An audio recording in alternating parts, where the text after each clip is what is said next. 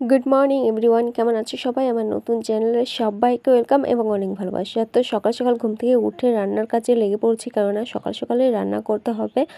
আর আলু সেদ্ধ ভাত রান্না করব আপাতত। তো তরকারি কি রান্না করব সেটা এখনও ঠিক করা হয়নি। তো এখনও ধান সেদ্ধ করা হয়ে গেছে, তো সেগুলো ছাদে নিয়ে গিয়ে তারপর আবার নাড়ানাড়ি করতে হবে, কেননা রোদের প্রচণ্ড তাপ। তো ঝড় বৃষ্টিও আসতে পারে, শোনা কথা। এটা আমি ঠিকঠাক করে জানিও না যে ঝড় বৃষ্টি আসবে কি না। তো সবার মুখে শুনে আমরা তাড়াতাড়ি করে ধান যা যা ছিল সেগুলো সব সেদ্ধ করেছি। তো আমি আর মা উঠেছিলাম রাত 3টের দিকে, তো সেই রাত্রে উঠে ধানগুলো সেদ্ধ করেছি। আর তখন ছিল তো একটু অন্ধকার, তো ক্যামেরা করে আমি দেখাতে পারিনি। তো তখন খুবই ব্যস্ত ছিলাম। আর ছেলে এখনও ঘুমোচ্ছে, ছেলের খাবার টাবার তৈরি করা হয়নি। তো ভাবছিলাম মাংসর তরকারি আছে, মানে রাতের যে তরকারিটা আছে সেটা রেখে দিয়েছিলাম ছেলের জন্য। আর এখন ভাত রান্না করছি, তো ভাতটা রান্না হয়ে গেলে ছেলেকে খেতে দেবো আর কি। আর এইদিকে দেখো তেলটাও শেষ হয়ে গেছে, মানে শুধু তেল না, সমস্ত কিছুই শেষ হয়ে গেছে। তো সেগুলো আনতে হবে, তো বাড়িতে কেউই নেই যে তাকে দিয়ে আনা করাবো। আর এইদিকে আমি দেখো তাড়াহুড়ো করছি, কারণ আমার ছেলে উঠে যাবে। তো এই দেখো আমাদের ধান ঠান সেদ্ধ করা হয়ে গেছে। তো ভাত রান্না হয়ে যাওয়ার পর তারপর এই ধানগুলো নিয়ে যাব ছাদে, ছাদে গিয়ে তারপর রোদে শুকাবো। তো আকাশটা খুবই ভালো, তো রোদও প্রচণ্ড, আর তার সঙ্গে গরম বাতাস, টানা বাতাস যাকে বলে। তো ধানটা একদিন বা দেড় দিনের মধ্যে শুকে যাবে। আর আমরা সেদ্ধ করেছি তাপালে করে, তো জ্বালানি দিয়ে সেদ্ধ করেছি। তো এখন রান্না বসিয়ে দিয়েছি। তো কি রান্না করব জানি না। তো কালকের মাংসর তরকারি ছিল, তো সেটা আছে, মানে অল্প আছে ছেলের জন্য। তো ভাতটা তাড়াতাড়ি করে রান্না করে ছেলেকে খেতে দেবো। তো আজকে ছেলের জন্য অন্য কোনো খাবার তৈরি করব না, তো ভাতটাই তৈরি করব। আর ছেলে ঘুম থেকে অনেক আগে উঠে গেছে, তো উঠে ও একটু মোবাইল দেখছে। তো ওর খাওয়া দাওয়ার পর তারপর ওকে বই পড়াবো, ঠিক আছে? তো চলো, সারাদিন কি করছি না করছি সবটাই তো তোমাদের সাথে শেয়ার করব। আর আমি কি করছি না করছি এই সমস্ত কিছু দেখতে হলে কিন্তু অবশ্যই আমার ভিডিওটা দেখবে। তো চলো, তোমাদের সঙ্গে আবার পরে দেখা হচ্ছে। আর এই দেখো, তোমরা দেখতে পাচ্ছ যে আমার দুষ্টু বাবা খেতে বসে গেছে। কি দিয়ে খাচ্ছ বাবা? মাংস? কিসের মাংস? বলে দাও, কিসের মাংস? কি হলো বলো।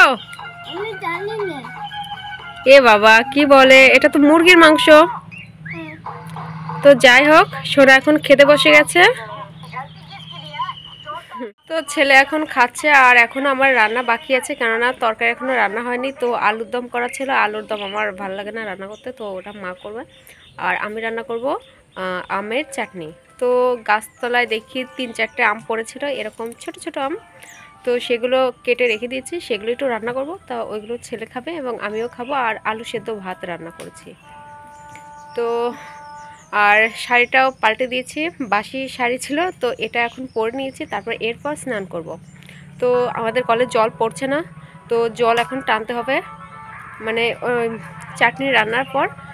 তারপর সেই মানে খাওয়া দাওয়া, তারপর যে সমস্ত দরকারি কাজ করতে জল লাগবে, খাওয়া দাওয়া, রান্নাবাড়া, তারপর জামাকাপড় কাচা, সমস্ত জল টানতে হবে। তারপর স্নান করব। তো চলো, তোমাদের সঙ্গে আবার পরে দেখা হচ্ছে। তো আমি স্নান করে নিয়েছি, আর এদিকে স্নান করা কমপ্লিট হয়ে গেছে। তো ছেলের খাওয়া দাওয়া শেষ হয়ে গেছে, তো আমি সোজা চলে এলাম জামা কাপড় নাড়তে, কেননা সকাল সকাল স্নান করতে ভালোই লাগে। আর ওইদিকে রাত অবধি জাগা, তো একটু ভালো লাগছিল না, ওই জন্য সকাল সকাল স্নান করে নিলাম। তো আমার স্নান করা কমপ্লিট, আর এই মাত্র পুজো দেব। আর ছেলেকে এখনও স্নান করানো হয়নি, কেননা আমার খুব খারাপ লাগছিল, ওই জন্য আগে আগে স্নান করে নিয়েছি। তো ছেলেকে আবার নিম পাতা আর হলুদ লাগাবো, আর আমিও কিছু নেব। তো আমিও আবার এই দুপুরের পরে আবার স্নান করতে পারি, কেননা খুব খারাপ লাগছে, প্রচণ্ড গরম লাগছে। তো ছাদে ধান আছে, সেটা এখন নাড়তে যাব। তো চলো, উঠতে আমার পা ব্যথা হয়ে যাচ্ছে, বাবারে বাবা, বাবারে বাবারে, উঠতেই পারছে না শাড়ি পরে। আর এত পাখি আসছে, কি বলবো, ধানগুলো অর্ধেক খেয়ে যাচ্ছে। আর এই সাথে গাছ আছে, গাছের জন্য আরও পাখির উত্তাপ বেশি। তো এই যে ধান, এগুলো একটু নিয়ে দেবো। প্রচণ্ড রোদ, প্রচণ্ড। আমি নিজেই থাকতে পারছি না এখানে।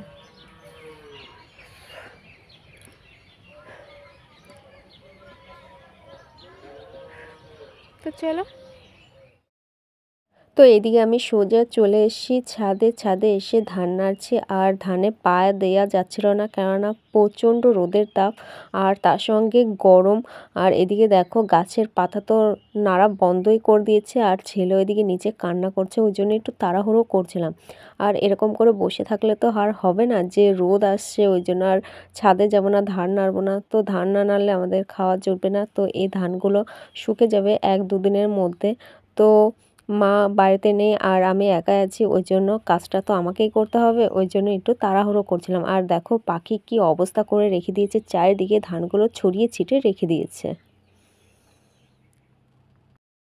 তো বিকাল টাইমে সোজা চলে এসে মাঠে, আর সামনেই দেখতে পেলাম একটা বিড়াল বাচ্চা, তো তাকেও একটু তুলে নিলাম। আর আশেপাশে দেখো কতটা সুন্দর লাগে, আর বিকালের পরিবেশটা না খুবই সুন্দর লাগে, আর আকাশটা ছিল একটু মেঘলা, আরও সুন্দর লাগছিল। তো আমি একটু বাড়ির পেছনের দিকে এলাম একটু ঘুরতে, আর ছেলেকেও একটু ডাকতে। তো ছেলে দেখো ওই কোণা চলে গেছে, ওই দিকে আমাদের একটা মাঠ, সেখানে চলে গেছে। তো বাবা গেছে মাঠে জল দেবে, আর তিল খেতে সার দিচ্ছে, তো সেখানে জল দেওয়া হবে। তো আমার ছেলেও চলে গেছে এখানে।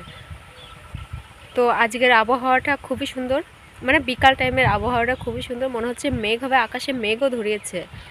আর কালকে শুনলাম যে বৃষ্টি ফিষ্টি হবে, তো ওরকমও হতে পারে, দেখো কি অবস্থা।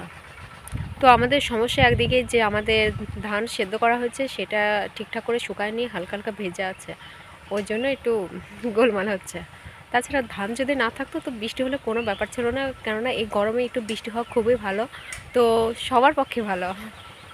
আর এত গরম মনে হচ্ছে চারিদিক আগুন জ্বলে গেছে, গাছের পাতা একেবারে মরে গেছে, গাছপালা আমাদের যে লঙ্কার চারা ঠারা লাগিয়েছিল সেগুলো মরা মরা ভাব হয়ে গেছে। তো ওই জন্য ভাবলাম যে একটু ঘুরে আসি। আর গরম বাতাস, তো বৃষ্টি হলে না এক বিষয়ে ভালো হবে যে ঠান্ডা ঠান্ডা বাতাস পাবো, খুবই সুন্দর।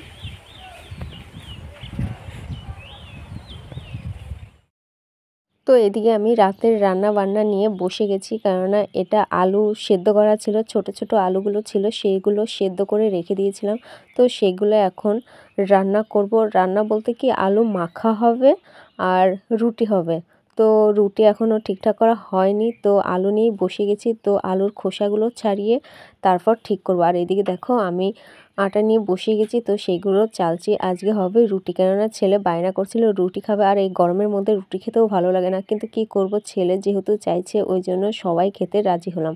আর অনেক দিন খাওয়াও হয় না, তো একদিন খেলে ভালোই হবে, ওই জন্য আমি একটু তাড়াহুড়ো করছিলাম। আর ওইদিকে দেখো ছেলে কান্নাকাটি করছিল খাওয়ার জন্য।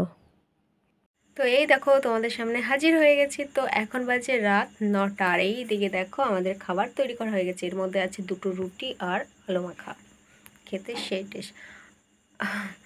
তো ছেলের খাওয়া দাওয়া কমপ্লিট হয়ে গেছে, তো আমি শুধু বাদ আছি, আর বাদ বাকি সবারই খাওয়া হয়ে গেছে।